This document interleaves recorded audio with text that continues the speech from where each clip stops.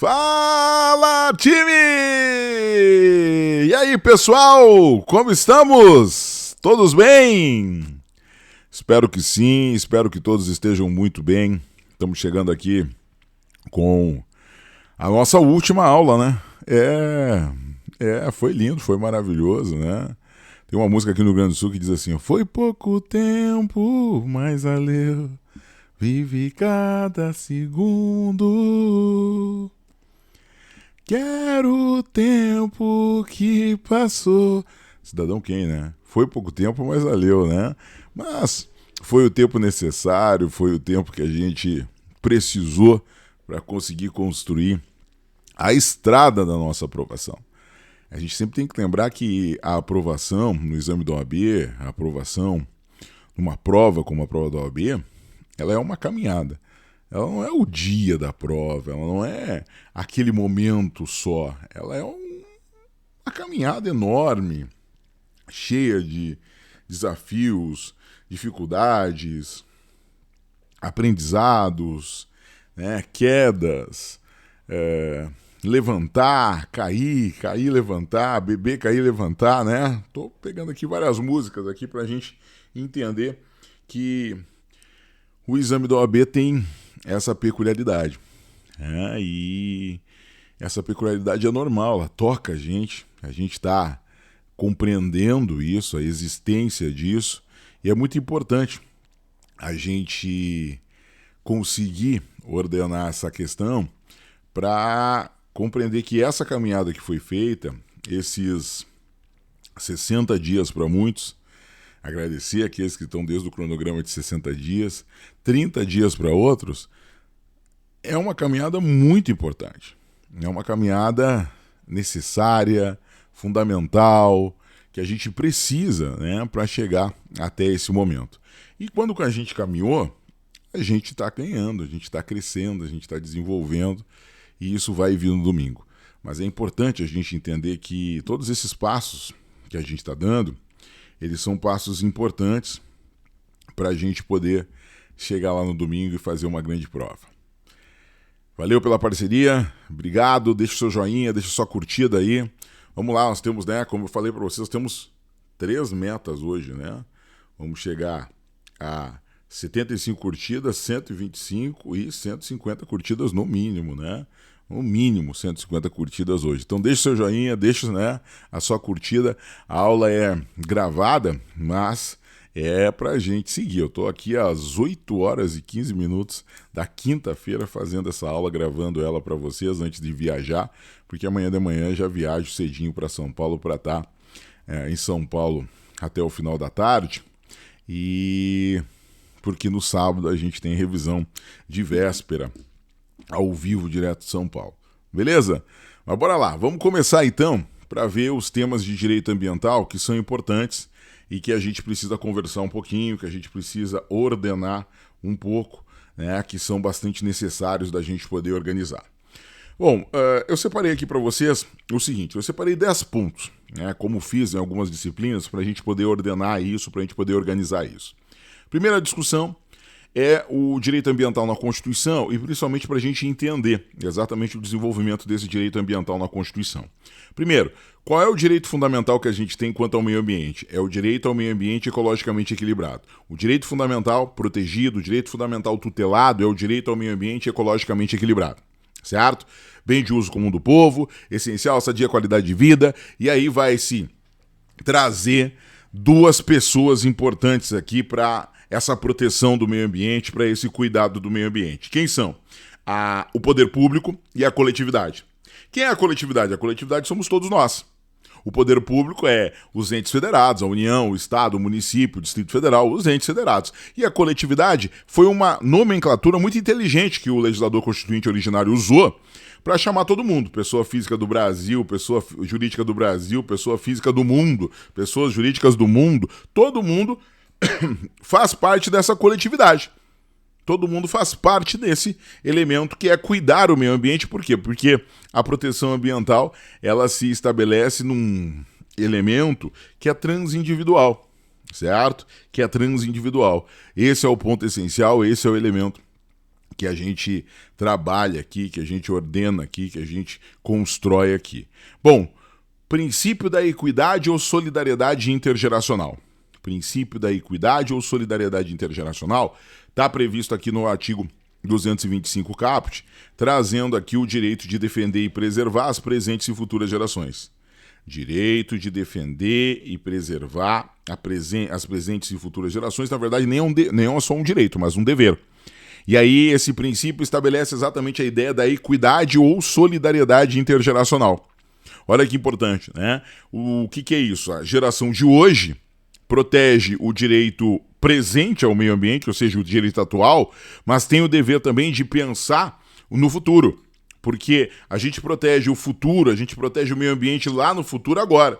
Não é depois, a gente vai proteger agora. Então a proteção do meio ambiente no futuro, a proteção do desenvolvimento sustentável, o futuro das gerações, o cuidado com o meio ambiente é agora. Princípio da equidade ou da solidariedade intergerações, né? Ou seja, intergeracional, certo? Cuidado com essas questões. Bom, dentre aqueles dois que têm o dever de cuidar, de defender e preservar o meio ambiente para as presentes e futuras gerações, o poder público vai ter algumas situações específicas, o poder público vai ter algumas funções específicas, certo?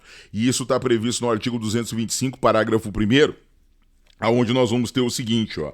Lá no 225, parágrafo 1º, está dito assim, ó, para assegurar a efetividade desse direito, incumbe ao poder público. Inciso 1.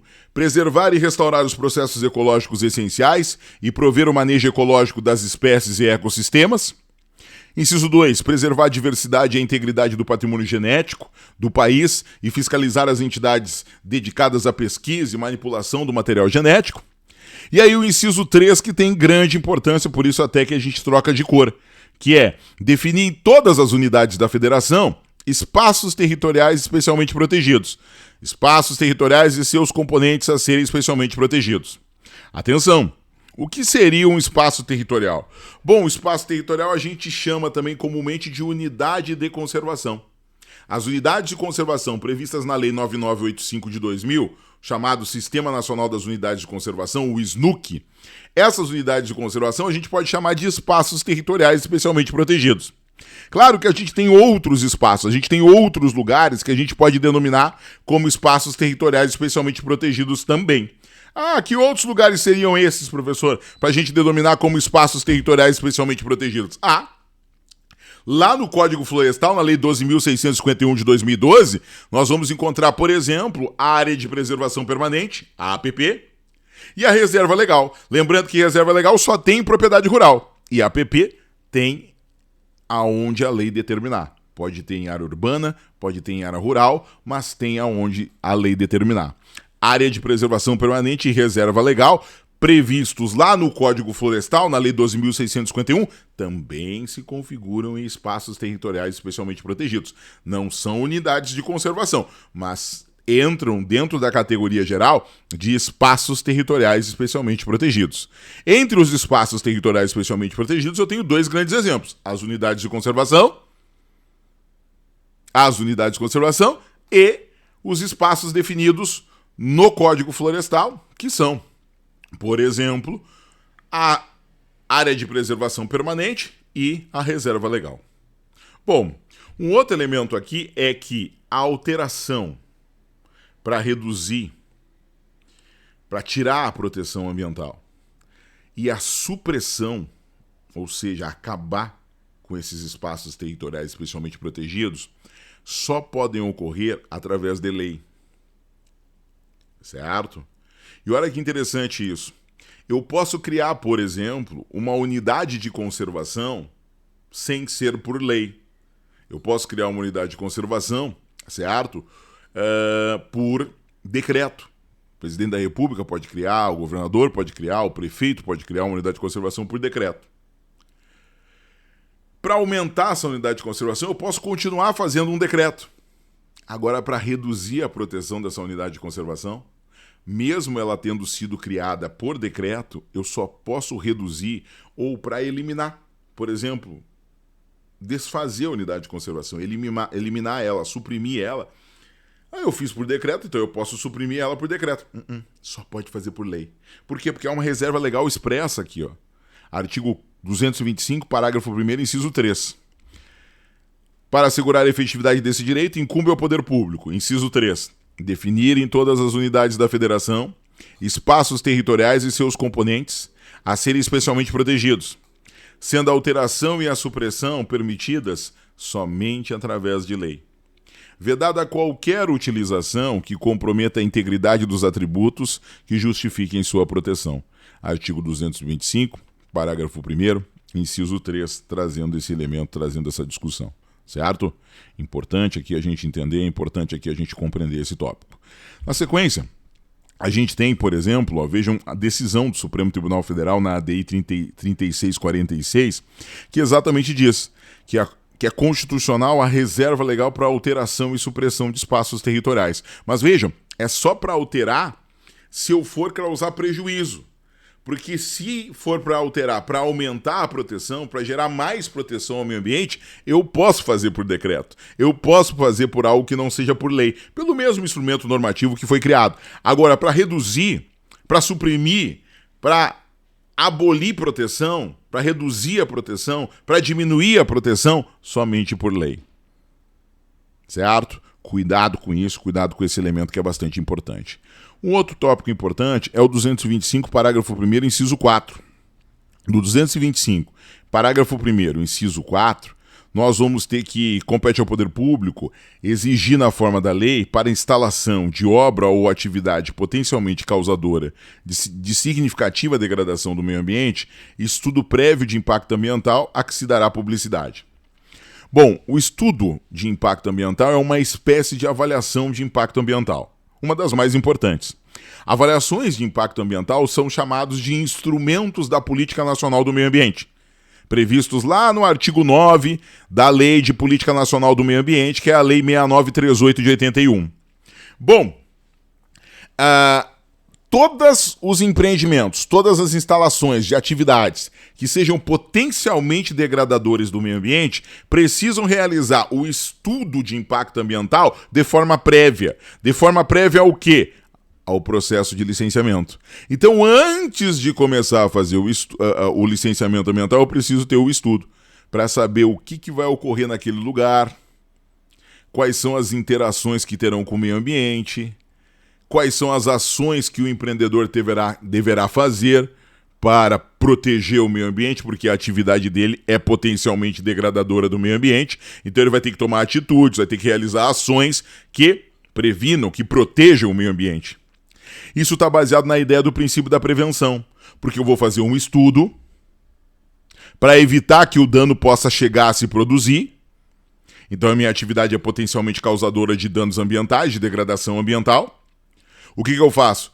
Eu vou aplicar medidas que protejam o meio ambiente para evitar que o dano possa chegar a se produzir. Porque a minha atividade pode gerar um dano. Mas, se eu tomar medidas baseadas em conhecimento científico, baseadas em estudos, em avaliações de impacto, que me digam, a tua atividade pode causar isso. Portanto, você vai fazer esses e esses atos que vão prevenir exatamente que se ocasione, que aconteça, que ocorra possível dano. Então nós vamos mitigar a possibilidade ou vamos eliminar a possibilidade da ocorrência de dano, certo? Isso é o princípio da prevenção. O princípio da prevenção, ele traz exatamente essa ideia de conhecimento científico do impacto ambiental, e por conhecer o impacto ambiental cientificamente, eu sei as medidas que devem ser tomadas para antecipar isso e para prevenir que o dano não aconteça. Para isso eu preciso exatamente do quê? De um estudo prévio do impacto ambiental para conseguir estabelecer as medidas. Quem paga o estudo de impacto ambiental? O empreendedor. O empreendedor é que paga o estudo de impacto ambiental. Esse é um ponto importante. Princípio da prevenção. Conhecimento científico que previne, conhecimento científico que preserva, conhecimento científico, a certeza científica que vai proteger o meio ambiente. Já o princípio da precaução também está nessa ideia de proteger. Contudo, o princípio da precaução, ele vai estabelecer o seguinte, eu tenho riscos potenciais, eu tenho riscos que se estabeleçam ali. Contudo, eu não sei se as medidas que eu vou tomar podem resolver esse risco, mas eu não sou impedido de tomar essas medidas. A incerteza milita, a incerteza científica, ela vai militar no sentido de eu tomar medidas, tomar ações, não com certeza científica, mas com cautela, para me acautelar. Então, quando eu tomo medidas que não são baseadas na maior certeza científica possível, não é o princípio da prevenção que está sendo ali estabelecido, é o princípio da precaução, porque o fato de eu não ter a certeza científica não impede de eu tomar medidas que protejam o meio ambiente. O que é isso? A cautela. No princípio da precaução eu tenho a cautela como palavra central, certo? A proteção de riscos. No princípio da prevenção eu tenho a certeza científica do impacto e a certeza científica de que, se eu tomar as medidas adequadas, eu vou conseguir coibir o impacto, certo? Muito bem. Cuidado com isso. Estudo prévio de impacto ambiental, ou seja, prévio ao quê? Ao licenciamento ambiental para a instalação de obra ou atividade que seja potencialmente causadora de significativa degradação do meio ambiente. Quem paga o custo dos estudos de impacto ambiental de uma obra, de uma atividade que quer ser licenciada? O dono da atividade. A empresa, o empreendedor, o dono da atividade arca com os custos do estudo. E arca com todos os custos necessários para resolver. Se o estudo demonstrar que aquela atividade é potencialmente degradadora do meio ambiente, ele vai ter que apresentar exatamente o quê? Quais são as soluções que ele vai tomar, que ele vai agir, que ele vai estabelecer para resolver exatamente possíveis danos. Cuidado com isso, cuidado com esse ponto. Bom, 225, parágrafo 1º ainda atrás. Controlar a produção, a comercialização e o emprego de técnicas, métodos, substâncias que comportem risco para a vida, a qualidade de vida e o meio ambiente. Esse é um ponto que ajuda, por exemplo, inclusive na vigilância sanitária, mas é um papel do poder público fazer isso. Inciso 6, a educação ambiental. O poder público tem como papel bastante importante a promoção da educação ambiental em todos os níveis de ensino, para buscar uma conscientização pública da necessidade de preservarmos o meio ambiente. Esse é um tópico bastante importante. E o inciso 7, proteger a fauna e a flora, vedadas na forma da lei as práticas que coloquem em risco sua função ecológica, provoquem a extinção de espécies ou submetam os animais à crueldade. Aqui nós temos a proibição de crueldade com os animais. A proibição de crueldade com os animais traz para nós vários elementos interessantes. Proteger a fauna e a flora, e a vedação de práticas que submetam os animais à crueldade, a maus tratos ou até à morte é um tópico bastante importante. E aí nós vamos ter, por exemplo, o seguinte: o posicionamento quanto a maus tratos e crueldade de animais do Supremo Tribunal Federal. Bom, eu vou começar com a rinha de galo. A rinha de galo foi proibida. Uma lei do Rio Grande do Norte que tentava legalizar a atividade esportiva com aves de raças combatentes, chamada rinha de galo, né, foi considerada ilegal e inconstitucional, porque essas brigas de galo, essas rinhas de galo, realmente levam o animal à exaustão, até a morte, e são práticas completamente cruéis aos animais. A farra do boi, muito utilizada em Santa Catarina, que é pega o boi, libera o boi, né, numa região com bastante população, com bastante gente, todo mundo fica atiçando o boi vai para cima das pessoas e todo mundo fica correndo atrás do boi até ele ir para cima de alguém. Essa prática também foi considerada inconstitucional e ilegal, porque estabelecia crueldade aos animais. Bom, a vaquejada tem uma peculiaridade interessantíssima. Olha só, por quê? Eu coloco, ó, cuidado com essa decisão, né? Não é válida, mas não é válida entre aspas. Por quê? Porque, na verdade, a decisão é válida. A decisão declarou, né, a lei lá do estado do Ceará inconstitucional. E tá, tudo bem. E com a alegação de que a vaquejada era uma prática que submetia os animais à crueldade. Contudo, o que aconteceu? O Congresso Nacional resolveu responder a esse posicionamento do Supremo para reverter essa decisão. E o que o Congresso fez? 2 atos importantes. O primeiro foi aqui, ó. Eu falo, ó, atenção à Lei 13.364. Logo que houve a decisão ali em 6 de outubro de 2016, não tinha um acórdão ainda, mas teve a decisão.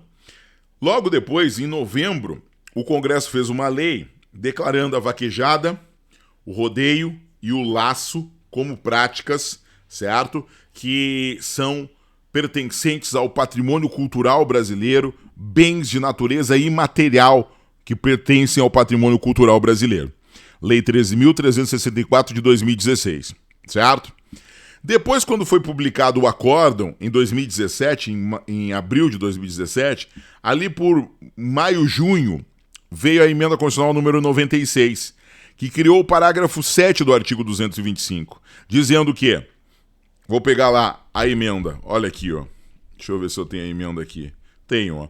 Para fins do disposto, na parte final do inciso 7 do parágrafo 1º desse artigo, não se consideram cruéis as práticas desportivas que utilizem animais, desde que sejam manifestações culturais, conforme o parágrafo 1º do artigo 215 desta Constituição, registradas como bem de natureza imaterial, integrante do patrimônio cultural brasileiro, devendo ser regulamentadas por lei específica que assegure o bem-estar dos animais envolvidos.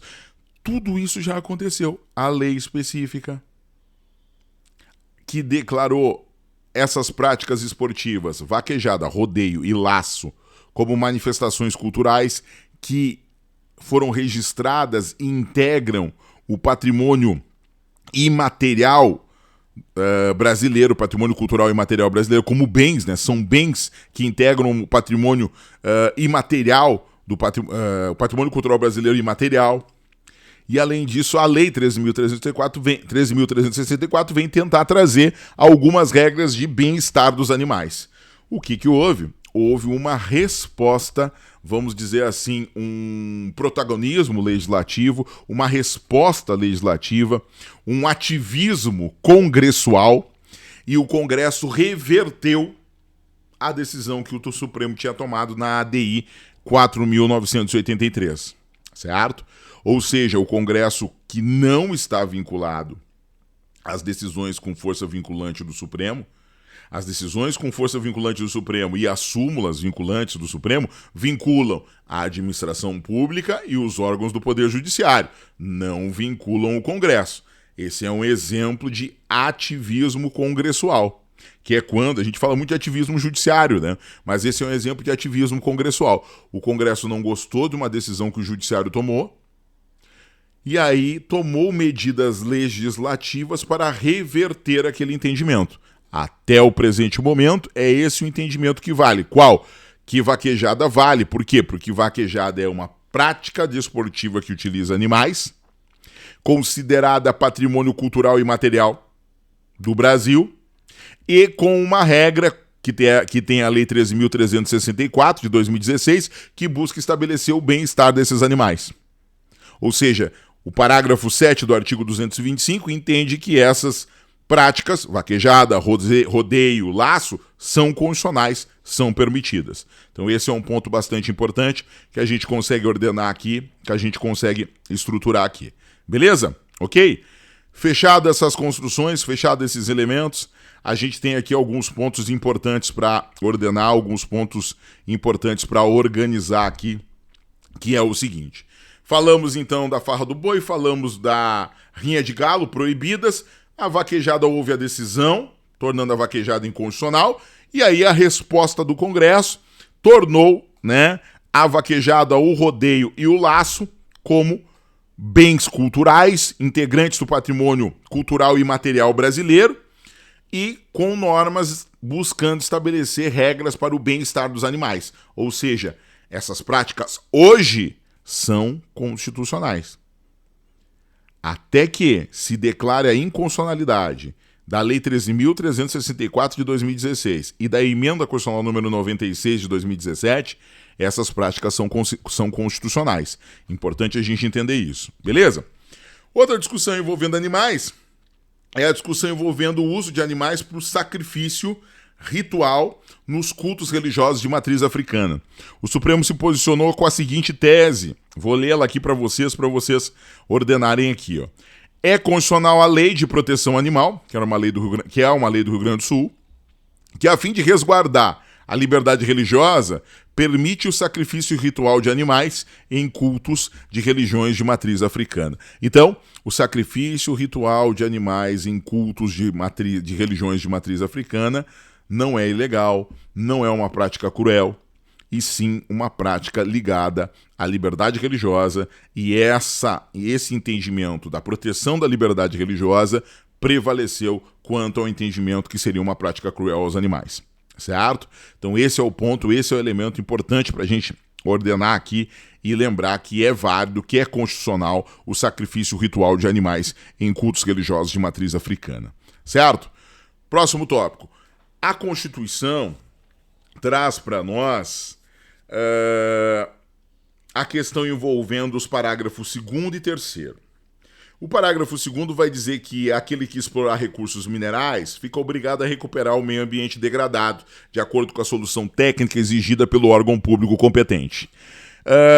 Cara, se eu exploro recursos minerais como minério de ferro, a Vale do Rio Doce faz isso, a Samarco faz isso, né? A BHP, se eu não estou enganado, também faz isso, é preciso recuperar o solo. Se eu, por exemplo, exploro carvão, também eu tenho que recuperar o solo. Por quê? Porque a extração de recursos minerais ela é altamente poluente. Destrói o subsolo, em consequência destrói o solo. Muitas vezes eu vou ter que usar produtos químicos e elementos físicos também, né? Para separar o minério de outros materiais que não têm valor. A lavagem, ou seja, a utilização de água em altíssima pressão e potência é uma das formas da utilização de separação. Essa forma polui a água, porque vai ter produtos químicos na água. Essa água não dá para ser despejada novamente nos rios, ela precisa ir para estações de tratamento. Depois, isso gera, como tem resíduo do solo, ou seja, a lama, a terra, nós vamos ter a água misturada com essa lama, dá o que acontece lá em Minas Gerais. O que acontece lá em Minas Gerais? Tem que fazer alguma forma de guardar essa lama que é altamente poluente. Essa lama não tem como ser colocada num aterro sanitário. Então tem guardado essa lama, ou seja, desidratar ela e guardar, é o que ocorre, e também guardar a céu aberto, fazendo uma barragem. Você faz o quê? Você faz lá uma barragem cheia, lotada, uma bacia, com um morro lotado de rejeito, de lama, com muito poluente, com muito produto químico, e você bota um verdinho em cima. Parece uma vegetação, né? Engana como se fosse uma floresta, como se fosse uma vegetação, mas é uma barragem. Barragem que se chama A Montante, utilizada lá em Minas Gerais, que deu problema em 2 lugares, né? Deu problema em Mariana e deu problema em Brumadinho, com desastres ambientais gravíssimos a partir de atos criminosos ou atos de responsabilidade dessas empresas, que precisam reparar. O dano que elas cometeram precisam reparar, certo? E, portanto, esse é o cumprimento, ou seja, todo mundo que explora recurso mineral é obrigado a recuperar o meio ambiente. Uma das soluções eram essas barragens. Hoje essas barragens estão sendo retiradas da forma, né? Porque aí exatamente geram um risco muito grande. Principalmente se há algum dolo, se há algum, vamos dizer, uma tentativa, muitas vezes, das empresas de reduzir custo com aquele rejeito. Por quê? Porque aquilo não gera lucro mais nenhum para a empresa. Aquilo é resíduo, aquilo é o lixo. As empresas já pegaram o recurso mineral, já levaram, já venderam, mas sobra rejeito. A cada X quilo que a empresa tem de produto, ela gera não sei quantos outros quilos de resíduo, ou melhor, rejeito, altamente poluente. E ela precisa dar conta desse rejeito, certo? Então esse é o ponto, ou seja, todo mundo que explora recursos minerais deve recuperar o meio ambiente dentro das regras ambientais colocadas. E as regras ambientais colocadas foram, vamos dizer assim, aumentadas exatamente por causa desses desastres ambientais que ocorreram em Brumadinho e em Mariana, certo? O parágrafo 3º traz a responsabilidade pela ocorrência de danos ambientais. O dano ambiental, ele gera 3 responsabilidades: responsabilidade administrativa, responsabilidade penal, responsabilidade civil. Responsabilidade administrativa, responsabilidade penal e responsabilidade civil. É o que a gente chama de tríplice responsabilidade ambiental por danos ambientais.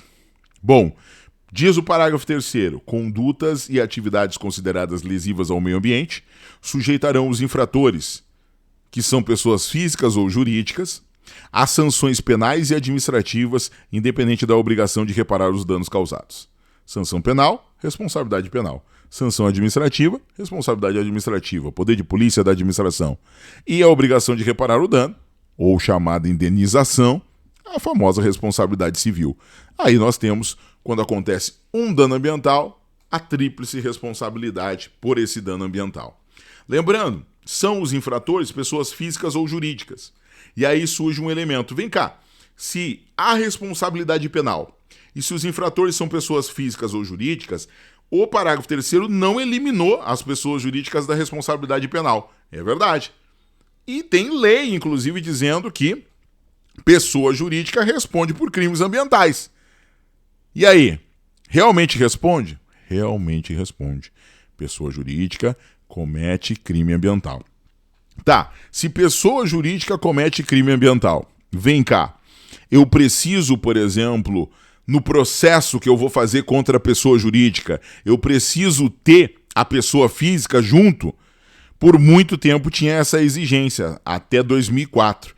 Depois aqui desse julgado, do recurso extraordinário 548.181, não mais. A teoria da dupla imputação, que exigia que para punir a pessoa jurídica eu precisava punir também a pessoa física, foi retirada. A teoria da dupla imputação foi retirada e eu posso responsabilizar única e exclusivamente a pessoa jurídica sem precisar responsabilizar uma pessoa física e a pessoa jurídica vai responder a crime ambiental, certo? Esse é um ponto bem interessante. O parágrafo 4º já foi perguntado uma vez, mas está no momento dele voltar. Por quê? Porque o parágrafo 4º do artigo 225 traz 5 biomas. 5 biomas que são considerados patrimônio nacional. O que é patrimônio nacional? Cuidado para não confundir patrimônio nacional com bem público. Patrimônio nacional não é bem público. Eu posso ter bem privados nos patrimônios nacionais, certo? Mas o patrimônio nacional quer dizer que aquele lugar, que aquele bioma, ele vai receber uma especial proteção do nosso país. E nós vamos ter legislações protetivas diferentes, por exemplo, para a Amazônia, para o Pantanal, para a Mata Atlântica, para a Zona Costeira, para a Serra do Mar, que são os 5 biomas considerados patrimônio nacional pela Constituição. E aí eu coloquei aqui uma forma de memorizar esses 5 biomas, certo? Uma forma de memorizar esses 5 biomas é você lembrando dessa frasezinha aqui, ó. Pegar a frase aqui, ó. A fama do pai é conhecida na zona e na serra. O FA da fama, Floresta Amazônica. O MA da fama, Mata Atlântica. O PA do pai, Pantanal. A zona, Zona Costeira. A serra, Serra do Mar. Então, a fama do pai é conhecida na zona e na serra. Esse é um ponto bastante importante para a gente poder compreender isso, para a gente poder entender esses pontos e construir isso. Parágrafo 5º. São indisponíveis as terras devolutas ou arrecadadas pelos estados por ações discriminatórias necessárias à proteção dos ecossistemas naturais. Esse é um ponto bastante essencial para a gente entender que terras devolutas que são arrecadadas pelos estados por ações discriminatórias, elas e forem necessárias à proteção dos ecossistemas, ou seja, à proteção do meio ambiente, elas se configuram como indisponíveis, ou seja, não poderão ser vendidas, não poderão ser dispostos, ficarão com o poder público exatamente para proteger o meio ambiente. Falou em usina com reator nuclear, tem que lembrar que a localização dessas usinas é por lei federal. Só a lei federal pode definir aonde poderão ser instaladas usinas que operem com reator nuclear. Aliás, falou em questões radioativas ou questões nucleares, lembra sempre da União. Aqui é uma lei federal, certo? Uma lei que tem que ser feita pelo Legislativo da União. Né? Mas falou em questões nucleares, tem competência da União junto. Falou questão radioativa, questão nuclear, tem competência da União junto. Esse é um ponto, não pode esquecer isso. Beleza? Parágrafo 7 do artigo 225, a gente já viu quando estudou a questão da vaquejada, quando viu exatamente, né, a possibilidade da vaquejada é considerada hoje constitucional, junto com o rodeio, junto com o laço, porque é um bem de natureza imaterial que integra o patrimônio cultural brasileiro e se constitui numa prática desportiva que utiliza animais, mas que tem legislação que busca assegurar o bem-estar desses animais que estão envolvidos nesta prática desportiva. Então tem toda essa construção que a gente já fez ligada à questão de não ser maus tratos aos animais, exatamente pela Lei 13.364 de 2016 e pela Emenda Constitucional número 96 de 2017, que acrescentou ao artigo 225 o parágrafo 7. O parágrafo 7, então, é um acréscimo, certo, ao artigo 225, importante, certo, que foi feito pela Emenda Constitucional número 96. Beleza. Outro ponto importante para a gente compreender são as competências ambientais da Constituição. Nós temos algumas competências importantes ambientais que são necessárias a gente compreender. São as competências constitucionais. Vamos lá. Competência para legislar. Competência para legislar sobre temas ambientais. Competência para legislar sobre temas ambientais. É uma competência que toca, certo? Que vai tocar quem? Vai tocar de forma concorrente no artigo 24. Vou colocar aqui para vocês, ó. O artigo 24 vai trazer uma competência legislativa ambiental. Quer ver?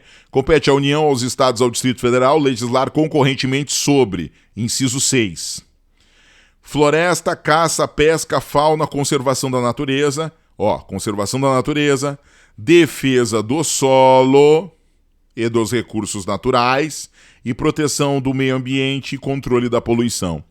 É competência da União, dos Estados e do Distrito Federal legislar sobre esses temas. A União faz as regras gerais, os estados fazem as regras específicas. Tá, professor, mas os municípios não podem legislar também sobre proteção do meio ambiente, controle da poluição? Podem. Quando? Complementando, ou melhor, suplementando, legislação federal ou estadual nos temas de interesse local.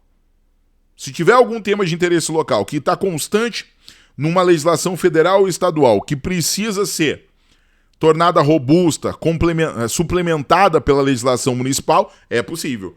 Tem que ser tema de interesse local.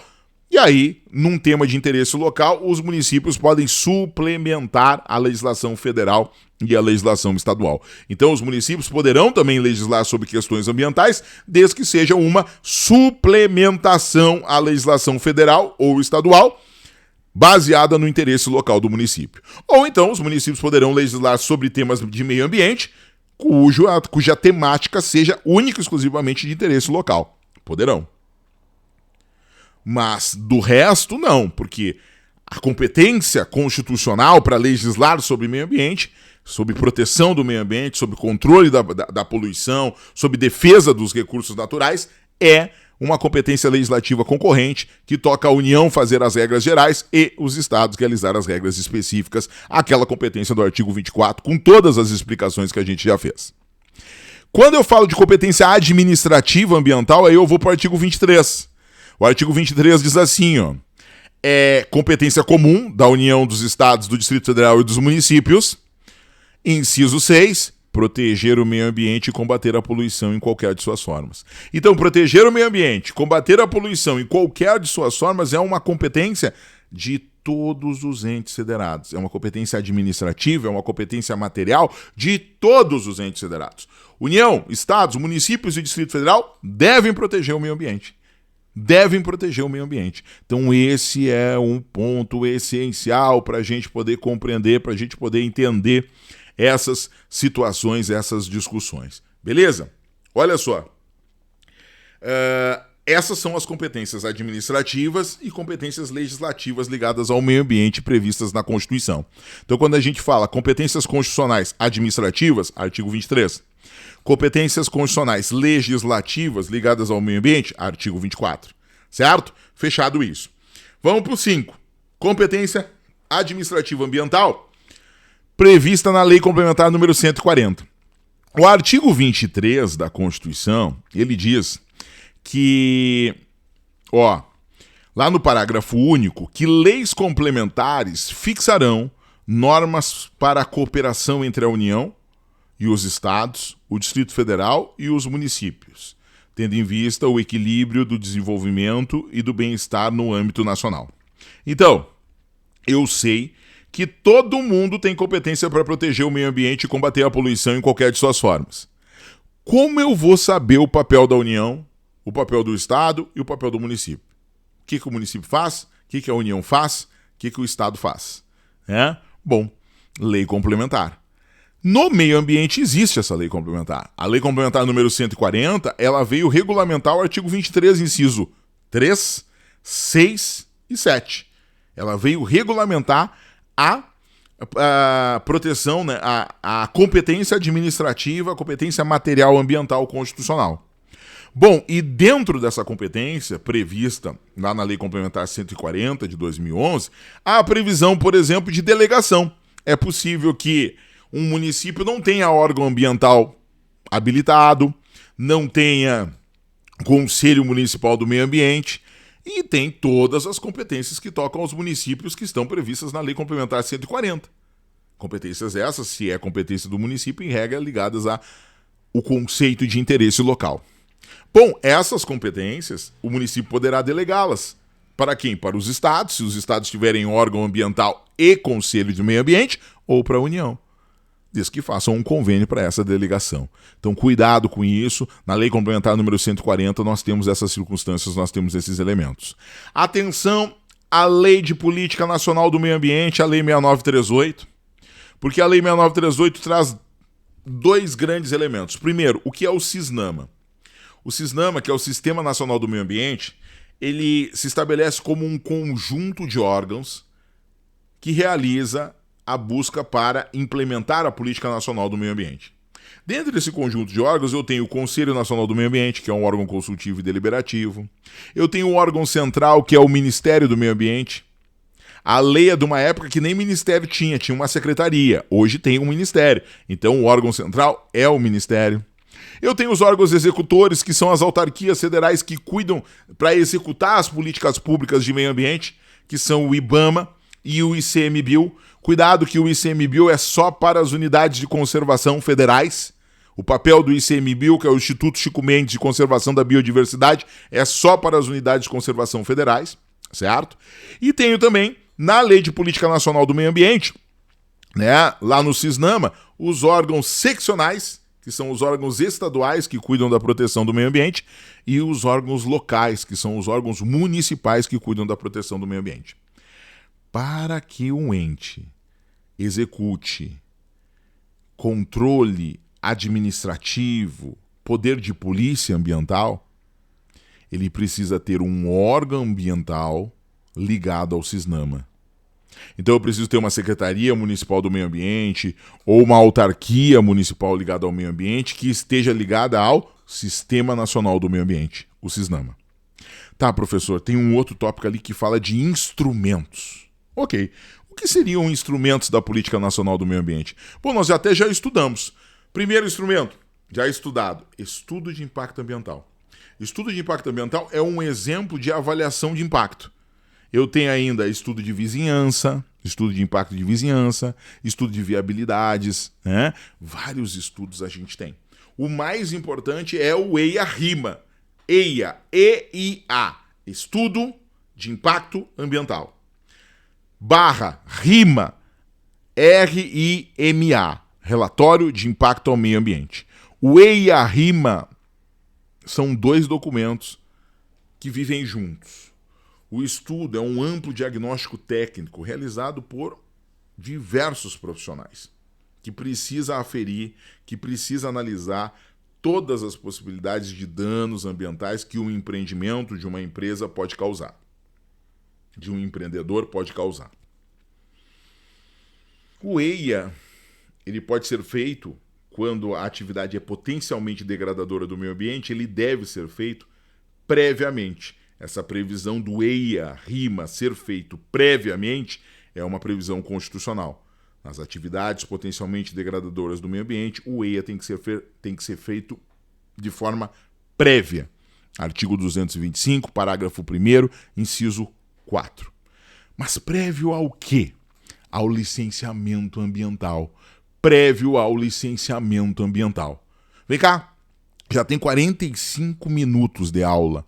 Já chegamos a 150 curtidas? Se não chegamos, faz um esforço aí, chama a galera pra curtir, chama a galera pra estar junto e vamos curtir, vamos lá, dá sua curtida, dá seu joinha pra gente levar esse vídeo lá pra cima e mandar pra todo mundo que precisa das duas questões de direito ambiental. Faz o teu joinha aí, dá a tua curtida, compartilha esse vídeo e vamos levar ele pra no mínimo 150 curtidas, hein? Não aceito menos. Vai lá, me ajuda, dá o teu joinha, dá a tua curtida aí, vamos lá para nós bater essa meta. A meta 1 era 75 curtidas, espero já estar batida.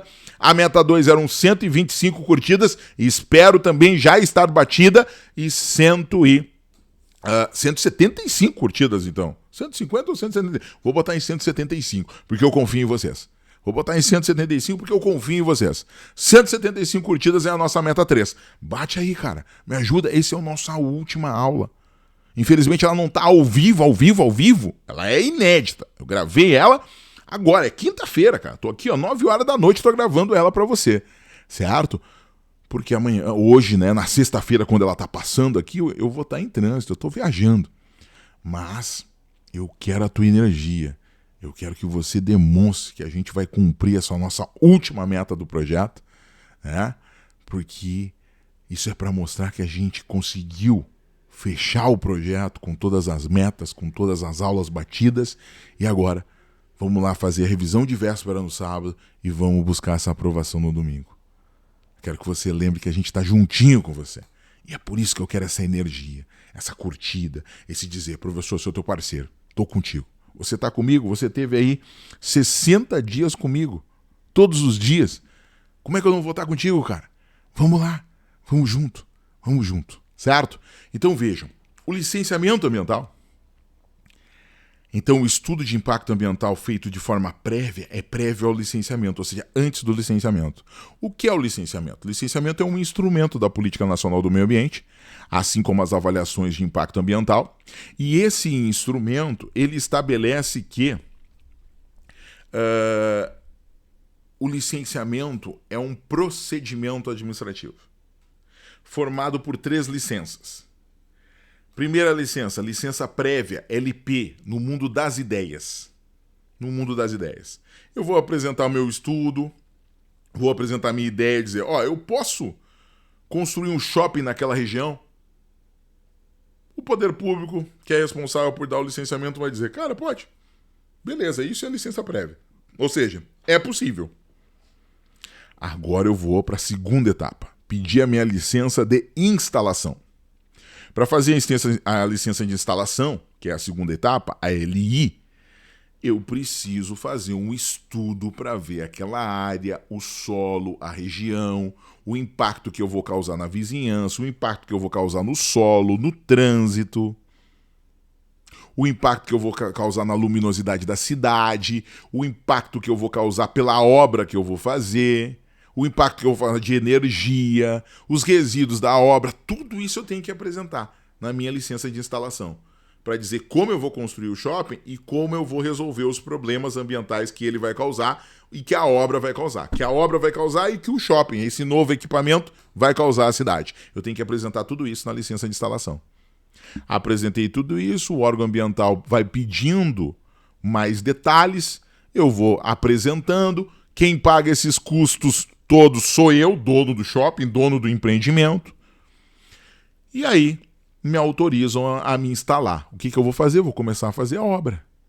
Eu não posso começar na licença prévia, hein? Só com a licença de instalação é que eu posso começar a fazer a obra. Começo a fazer a obra, tá pronto. Tá tudo resolvido, tá pronto. Já posso funcionar? Eu tenho que comprovar que eu cumpri todos os critérios e todas as exigências da LP, da licença prévia, e que eu cumpri todas as exigências, todos os critérios da LI, da licença de instalação. Só assim, cumprindo os 2 critérios, cumprindo tudo que foi me pedido, tanto na LP quanto na LI, é que eu vou pedir a LO, licença de operação, que é a licença para o funcionamento. Todo empreendimento que usa recursos naturais, todo empreendimento que tem risco ao meio ambiente precisa de licença de operação. essa licença de operação tem validade. A validade pode ser até no máximo 10 anos. Depende da legislação federal e estadual. Tem licenças de operação que são 2 anos. 3, dependendo, né, da atividade que é feita. Então, professor, com frequência eu vou ter que renovar minha licença de operação? Claro que sim. Tem que ter atenção. Por quê? Porque há uma exigência técnica bastante importante.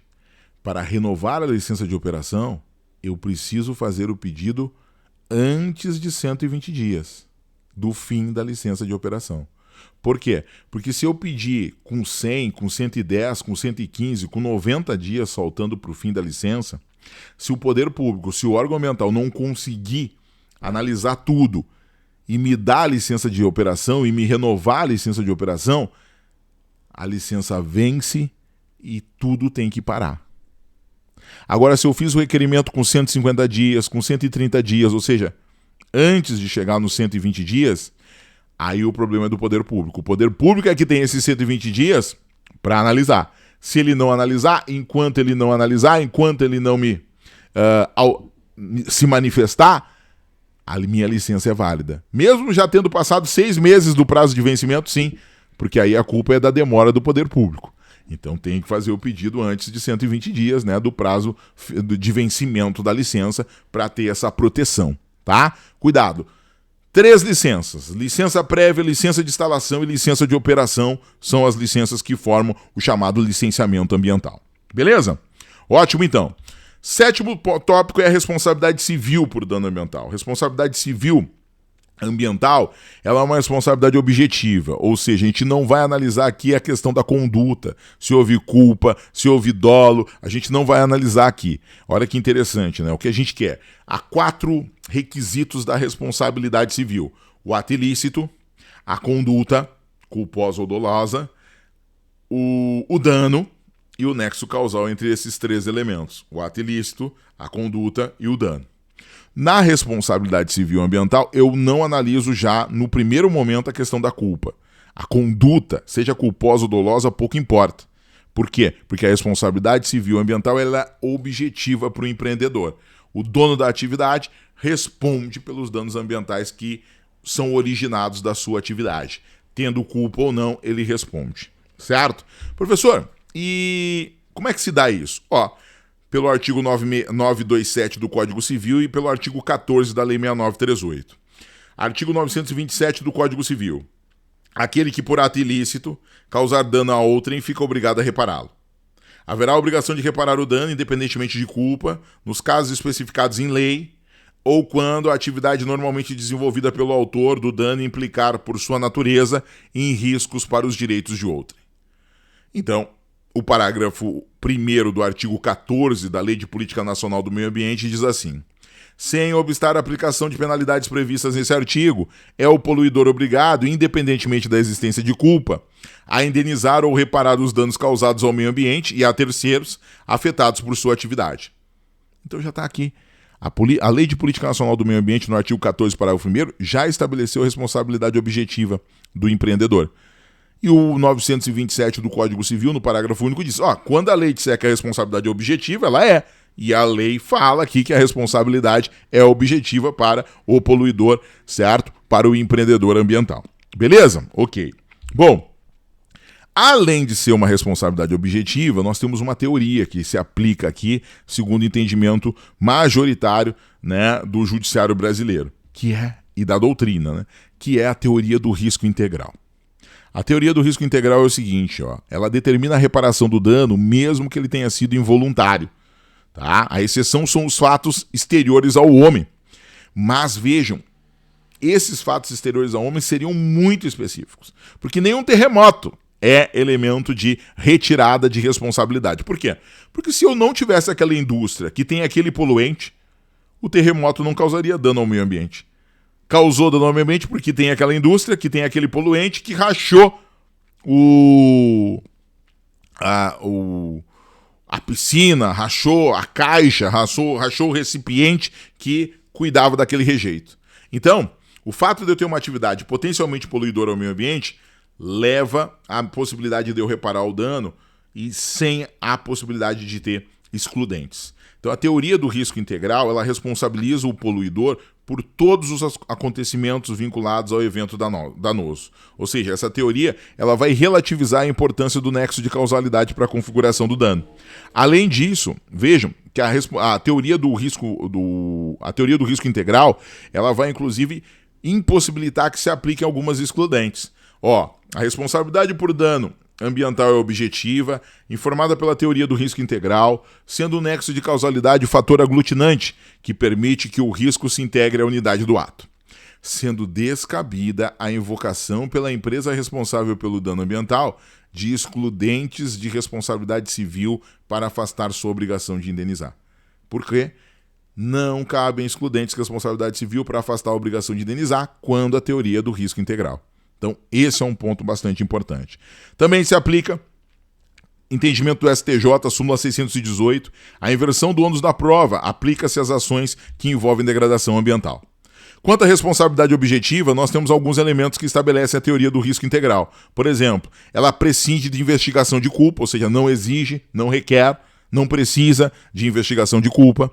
É irrelevante se a atividade era lícita ou ilícita, certo? Porque se da atividade gerou dano, já está resolvido o problema.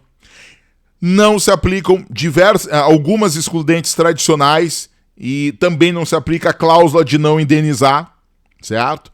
E a responsabilidade é solidária. A responsabilidade civil por dano ambiental é o que a gente chama de uma obrigação propter rem. Ela fica na coisa, ela fica na res, igual o IPTU fica na propriedade, igual o condomínio fica também na propriedade. Então essa obrigação é uma obrigação que fica na coisa, que fica na res. E, portanto, é um dever de quem? É um dever do novo proprietário do imóvel e do anterior proprietário do imóvel. Se naquele imóvel ocorreu um dano ambiental, o anterior proprietário foi quem causou, mas ele vendeu para o novo. Quem responde? Os dois, porque a obrigação está na coisa. A obrigação é solidária. Responde o novo proprietário, mesmo sem ter culpa, e responde o anterior proprietário que tem culpa, certo? Obrigação propter rem, que fica na coisa, que fica na res. Bom, outro elemento importante, a responsabilidade civil por danos causados ao meio ambiente, se é ao meio ambiente e não a pessoas individualizadas, essa responsabilidade ela é imprescritível. Tese de repercussão geral 999, que estabelece que é imprescritível a pretensão de reparação civil de dano ambiental. Cuidado com isso.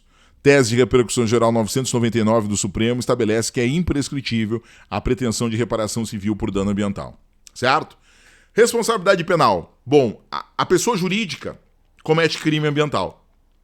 Para a pessoa jurídica cometer crime ambiental, nós precisamos preencher 2 requisitos de forma cumulativa. Primeiro requisito, está aqui na tela. A infração penal tenha sido cometida por decisão de um representante legal ou contratual ou do órgão colegiado da empresa. Então tem que ter sido uma decisão clara, específica, direta, ou do representante legal ou contratual da empresa ou do seu órgão colegiado, ou seja, do seu conselho de administração. Bom, além disso, a infração penal, ou seja, o crime, tem que ser cometido para beneficiar a empresa, para o interesse da empresa. Ou seja, nós cometemos esse crime que foi mentir sobre os resíduos que a gente tem, mentir sobre as auditorias para proteger os rejeitos, porque isso reduz custo. E a gente precisava reduzir custo, ou seja, é para benefício da empresa. E quem tomou essa decisão? O diretor. O conselho de administração. Pronto. Está feito aqui a exigência para a responsabilidade penal da pessoa jurídica. Então, para a responsabilidade penal da pessoa jurídica, eu preciso de 2 pressupostos. Que a ordem que causou o dano tenha vindo ou de um representante legal ou contratual, ou do órgão colegiado, ou seja, do conselho de administração da empresa.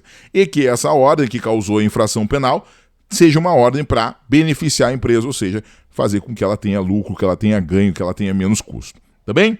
Outra coisa importante é que a gente já viu, é que a pessoa jurídica pode responder sozinha no polo passivo. Não há mais necessidade de colocar a pessoa física junto, ou seja, a teoria da dupla imputação, que era uma teoria que o STJ aplicava, não mais se aplica. Agora é possível a responsabilidade exclusiva da pessoa jurídica por decisão do Supremo. Beleza? Ótimo. Outra coisa importante, as infrações penais geram uma ação penal que é uma ação penal pública e incondicionada, ou seja, aquela ação que quem é o dono é o Ministério Público, certo? É ele que vai processar exatamente as empresas ou as pessoas físicas que cometeram crimes ambientais. Além disso, tá? É importante a gente lembrar que se aplica o princípio da insignificância nos crimes ambientais. Se tinha a busca, a doutrina tentava dizer que não se aplicava o princípio da insignificância, mas o entendimento jurisprudencial é que se aplica. Então, há crimes de bagatela, há crimes ao qual é possível ao juiz, ao judiciário, aplicar a insignificância. Vejam, ó, ementa de uma ação penal, aplicando ali, ó, crime de bagatela, caracterização, a aplicação do princípio da insignificância, atipicidade reconhecida, absolvição decretada. Beleza? Fechado isso, outra coisa importante na responsabilidade penal são os crimes em espécie. A partir do artigo 29 da Lei 9605 de 98, nós temos os crimes em espécie. Esse crime em espécie eu tenho apostado já há algum tempo, eu sei que ele está no radar do examinador. Eu não sei quando o examinador vai cobrar, mas que ele está no radar do examinador, ele está. Que é o crime de maus tratos aos animais. Nós já falamos de maus tratos aos animais aqui, lá para a gente entender o artigo 225, parágrafo 1º, inciso 7 da Constituição, e o parágrafo 7 do artigo 225. A gente já falou de maus tratos aqui, mas o crime de maus tratos está previsto no artigo 32 da Lei 9605. E olha só como é que ele está previsto. Artigo 32. Praticar ato de abuso, maus tratos, ferir ou mutilar animais silvestres, domésticos ou domesticados, nativos ou exóticos. Pena, detenção de 3 meses a 1 ano e multa. Parágrafo 1º. Incorre nas mesmas penas quem realiza experiência dolorosa ou cruel em animal vivo, ainda que para fins didáticos ou científicos, quando existirem recursos alternativos. Então, experiência, né, cruel em animais, tinha aquelas empresas de cosmético que utilizavam gatos, que utilizavam cães, que utilizavam porcos para testar os cosméticos, tá? Quando dá certo, tudo bem, e quando dá errado, né? Feria a pele, né? Maltratava os animais. Então, esse parágrafo 1º veio para esse sentido. E o primeiro A é uma qualificadora do delito, que é quando o delito for cometido contra cão e gato, que são os nossos novos familiares, né? Quem não tem na sua família um cachorro, um gatinho, que é um ente familiar. Hoje, a sociedade elevou esses animais, né, domésticos, o cachorro, o gatinho, para uma outra esfera, certo? Pega os antigos, animal fica na rua, etc. Agora, né, dorme na cama com a gente e tal, é um ente familiar que manda na família, né? Então, cão e o gato. Quando se tratar de cão ou gato, a pena para as condutas descritas no caput desse artigo, ou seja, o abuso, maus tratos, ferir, mutilar, né? Quando o crime for cometido contra um cão ou gato, a pena será de reclusão de 2 anos a 5 anos, mais multa, mais proibição de guarda. E olha o que aconteceu. Se eu maltratar, se eu maltratar mutilando uma onça pintada, que é um animal que está em risco de extinção e é um animal silvestre, a minha pena é de detenção. Pena mínima de 3 meses, pena máxima de 1 ano, mais multa. Se eu maltratar um gato de rua, um gato aí que é da vizinhança, resolvi maltratar ele e mutilei ele, a pena é de reclusão e a pena mínima é o dobro da pena máxima do mesmo ato contra um animal silvestre. Então aumentou muito. Essa qualificadora foi bem forte para punir realmente quem maltrata os animais domésticos. Cão e gato. A qualificadora é para cão e gato, que aumentou muito. A pena é de reclusão, a pena mínima é 2 anos e a máxima é de 5. Além de ter multa e além de ter proibição de guarda. Ou seja, não vai ser mais tutor de animais. Certo? Então esse é um ponto, cuidado com a qualificadora aqui que se apresenta, além da questão da pena ser aumentada em 1/6 até 1/3 se ocorrer a morte do animal. Cuidado com o Sistema Nacional das Unidades de Conservação, o SNUC, né? O SNUC vai trazer para nós, certo? As unidades de conservação, que são espaços territoriais especialmente protegidos. Unidade de conservação, espaço territorial e seus recursos ambientais, incluídos as águas jurisdicionais, com características naturais relevantes, legalmente instituído pelo poder público, com objetivo de conservação e limites definidos sob regime especial de administração, o qual se aplicam garantias adequadas de proteção. Bom, as unidades de conservação podem ser instituídas por todos os entes federados e podem ser instituídas ou por decreto ou por lei, ou por qualquer outro ato normativo válido.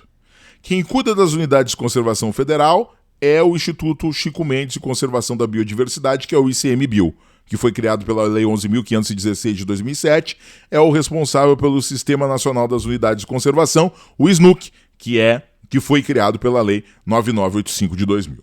Bom, nós temos 2 grupos de unidade de conservação. Quais são? Unidades de conservação de proteção integral, unidades de conservação de uso sustentável. Unidades de conservação de proteção integral, unidades de conservação de uso sustentável. Vamos lá, primeiro grupo, unidades de conservação de proteção integral. São os locais onde é permitido apenas o uso indireto dos atributos naturais. O uso indireto é aquele que não envolve consumo, coleta, dano ou destruição dos recursos naturais. Quais são essas unidades? Estação ecológica, reserva biológica, parque nacional. Essas 3 unidades de conservação devem ser constituídas em áreas públicas. Se tiver área privada nessas unidades de conservação, essas propriedades privadas têm que ser desapropriadas, porque só é possível estação ecológica, reserva biológica e parque nacional em terras públicas, de domínio público. Já as outras 2 unidades de conservação do grupo de proteção integral, que é o Monumento Natural e o Refúgio da Vida Silvestre, podem ser constituídos por áreas pertencentes a particulares. Podem ser. Beleza? Fechou? Ok. Bom, aqui está a estação ecológica, posse e domínio público, reserva biológica, posse e domínio público, parque nacional, posse e domínio público. Cuidado, né? Na estação ecológica e na reserva biológica é proibida a visitação. No parque nacional, a visitação pública está sujeita a normas e regras que vão ser estabelecidas no plano de organização daquele espaço que a gente chama de plano de manejo. Monumento natural pode ser em áreas particulares. Refúgio da Vida Silvestre pode ter visitação pública. Monumento natural pode ter visitação pública e pode ser também em área particular. As unidades do segundo grupo, que são as unidades de conservação de uso sustentável, certo? São aquelas que vão compatibilizar a conservação da natureza com o uso sustentável de parte desses recursos. Essas unidades é admitida, por exemplo, a utilização e exploração de uma parcela dos recursos naturais, em regime, obviamente, de manejo sustentável, desde que o zoneamento da área compreendido seja observado, bem como as limitações legais ao plano de manejo estabelecido para essa unidade de conservação. Então elas são menos protetivas que as unidades de conservação que a gente acabou de ver. Quais são essas unidades de conservação? As unidades de conservação que pertencem à categoria das unidades de conservação de uso sustentável são Área de Proteção Ambiental, APA, Área de Relevante Interesse Ecológico, Floresta Nacional, Reserva Extrativista, Reserva de Fauna, Reserva de Desenvolvimento Sustentável e Reserva Particular do Patrimônio Natural. Atenção a esses nomes. APA, constituída de terras públicas ou privadas, certo? Cabe visitação, pode estar colocada, por exemplo, próximo muito de cidades e adensamento urbano. Área de relevante interesse ecológico, pode também ser constituída em terras públicas ou particulares. Floresta Nacional, posse e domínio público. É permitida a visitação pública, certo? Tem que cumprir o plano de manejo, né? Reserva extrativista, domínio público, com uso concedido para a população extrativista. Reserva da fauna, posse e domínio público também. Visitação pública pode ser permitida. Reserva de desenvolvimento sustentável, domínio público, uso de áreas ocupadas pelas populações tradicionais, certo? E reserva particular do patrimônio natural, veja que a gente tem 4 reservas, só uma delas pode ser constituída em área particular, que é a reserva particular do patrimônio natural. As demais reservas, todas elas devem ser constituídas em domínio público. mas podem ter a administração ou a concessão para populações tradicionais ou extrativistas, mas a posse e domínio são públicos. Tanto a reserva extrativista, quanto a reserva da fauna, quanto a reserva de desenvolvimento sustentável. Só a reserva particular do patrimônio natural é em área privada. Cuidado! As unidades de conservação, então, podem ser criadas por atos normativos, por decreto, por lei. Para ampliar, uso o mesmo ato normativo que eu criei. Agora, para alterar, para reduzir, para suprimir a unidade de conservação, só por lei, porque há a determinação do artigo 225, parágrafo 1º, inciso 3 da Constituição Federal. Certo? Outra coisa, o que é a zona de amortecimento? Zona de amortecimento é o entorno. Digamos que eu tenho aqui uma unidade de conservação, ó. Aqui eu tenho uma unidade de conservação, tá? Vou fazer aqui um giro aqui, ó. Aí eu vou pegar aqui uma outra cor. O entorno aqui, ó, a volta, ó, a vizinhança. A unidade de conservação é até onde é que está o vermelho ali. A vizinhança da unidade de conservação é a zona de amortecimento. Essa região aqui precisa ter regras protetivas também, porque senão eu vou fragilizar a área que eu quero proteger. Então a zona de amortecimento, que é o entorno da unidade de conservação, vai ter algumas atividades humanas que estarão sujeitas a restrições maiores para que eu proteja a unidade de conservação. Certo? Bom, zona de amortecimento não faz parte da unidade de conservação, mas ela está sujeita a alguma norma, alguma restrição. Certo? Temos duas unidades de conservação que não têm zona de amortecimento, que é a APA, Área de Proteção Ambiental, e a RPPN, que é Reserva Particular de Patrimônio Natural. Certo? Gente, outra coisa. As zonas de amortecimento são importantes porque elas podem ligar unidades de conservações diferentes. Digamos que eu tenho uma unidade de conservação aqui e outra aqui. Eu posso ter uma área de vegetação que eu vá proteger, que eu vou botar dentro da minha zona de amortecimento, criando o que a gente chama de um corredor ecológico. Então eu tenho uma unidade de conservação aqui e outra aqui, e como eu quero o fluxo dos animais, eu crio um corredor ecológico de uma unidade de conservação para outra. Também previstos corredores ecológicos dentro da lei das unidades de conservação. Importante isso. Beleza? Outra coisa, Código Florestal. Última discussão. Legislar sobre floresta é competência legislativa concorrente da União, dos Estados e do Distrito Federal. Cuidado, por quê? Porque o Código Florestal estabelece dois grandes elementos. A área de preservação permanente, APP, é uma área protegida, coberta ou não por vegetação nativa, com a função ambiental de preservar os recursos hídricos, a vegetação nativa, a paisagem, estabilidade geológica, a biodiversidade, facilitar o fluxo gênico de fauna e flora, proteger o solo e assegurar o bem-estar das populações humanas. Por exemplo, é a APP a vegetação ao lado dos rios, que a gente chama de mata ciliar. O Rio Grande do Sul viveu um desastre ambiental absurdo a partir de chuvas intensas. Os danos ambientais que a gente fez, que a gente deixou de lado, que a gente não fiscalizou, que a gente fechou os olhos, que a gente criou legislação perdoando, cobraram caro da gente. Porque se na maioria desses lugares, onde tinham casas, onde tinham áreas, bairros, todos próximos a rios, e não poderíamos ter, porque na estrita forma da lei seriam áreas de preservação permanente, se o rio crescesse, a vegetação poderia proteger isso, poderia segurar. Contudo, o rio cresceu e quando ele cresceu ele encontrou construções, ele encontrou cidades, e aí ele foi destruindo tudo. Então a área de preservação permanente é muito importante. Existe esse conceito desde a década de 60 e nunca tinha sido respeitado.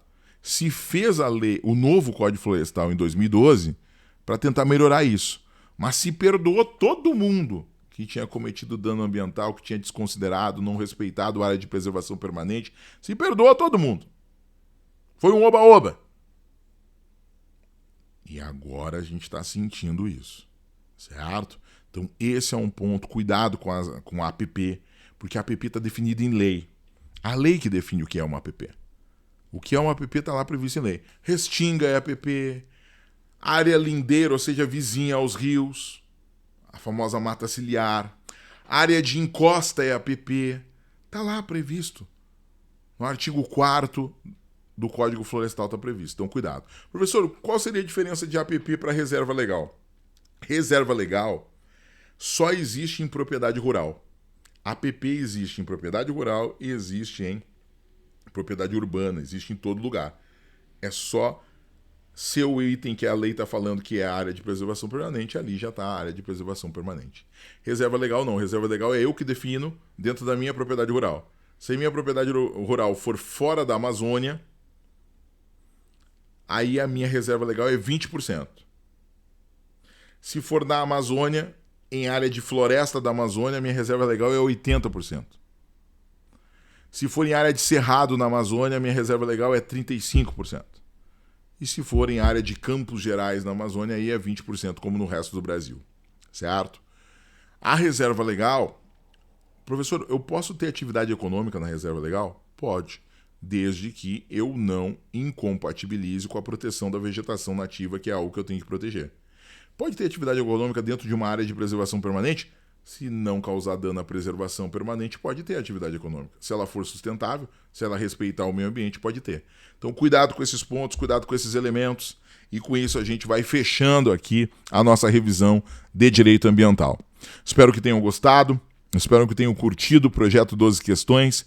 Ele é feito com muito carinho, com muito amor para todos vocês, para que vocês possam ter um estudo de qualidade, de forma gratuita e consistente, que auxilie de forma muito forte na aprovação de vocês. Espero que esse seja o resultado a partir de domingo, que eu receba muitas e muitas mensagens de vocês domingo de noite, segunda de manhã, segunda de tarde, de que houve sucesso na nossa caminhada. E se não houve, não há problema nenhum. Vamos olhar para dentro, vamos acalmar o coração, vamos entender que cair não é problema. A gente cai, a gente perde também, a gente não só ganha. O importante é o sentimento de dever cumprido, de ter feito o que era possível ser feito. E aqui a gente fez. A gente entregou o que havia de melhor, o que a gente podia entregar para vocês. E eu tenho a certeza que isso vai trazer um resultado muito rico, muito importante. Para muitos será a aprovação. E aí nós vamos para uma outra caminhada.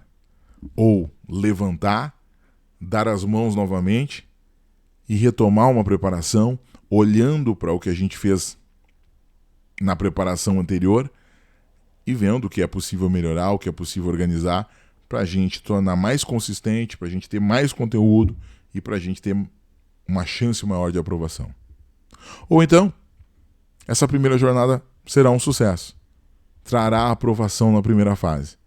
E aí nós vamos para uma outra etapa, a segunda fase, cheia de exigências, cheia de critérios, que a gente terá que estar pronto também para vencer. Quero agradecer a parceria de vocês, quero convocá-los para continuarem nossos membros aqui no canal, auxiliando a manter esse canal firme e forte na busca de um ensino jurídico de qualidade e acessível para todos. Porque a gente vai ter muito conteúdo aqui ligado a concurso, muito conteúdo aqui ligado à ideia geral do estudo do direito, aprender direito constitucional, aprender direitos humanos. E eu espero que você esteja comigo. Um forte abraço. Amanhã tem revisão turbo, revisão de véspera, todo sábado de estudos. Eu vou aparecer várias vezes, né, nas minhas 4 disciplinas e eu quero você junto comigo. E no domingo, nós temos a prova e eu vou estar juntinho com você. Juntinho com você. Para te levar à aprovação. Eu não tenho dúvida alguma. Um forte abraço, um beijo no coração de todos vocês. Obrigado pela parceria. E bora seguir estudando, porque a gente tem muita coisa para fazer ainda até chegar domingo no dia da prova e juntos vamos buscar a aprovação. Valeu, gente. Obrigado pela participação no projeto 12 Questões e espero que o projeto tenha te ajudado a alcançar o nosso grande objetivo, que é a aprovação na primeira fase. Grande beijo para vocês. Obrigado pela paciência, obrigado pelo carinho e bora seguir estudando. Valeu, pessoal. Tchau, tchau.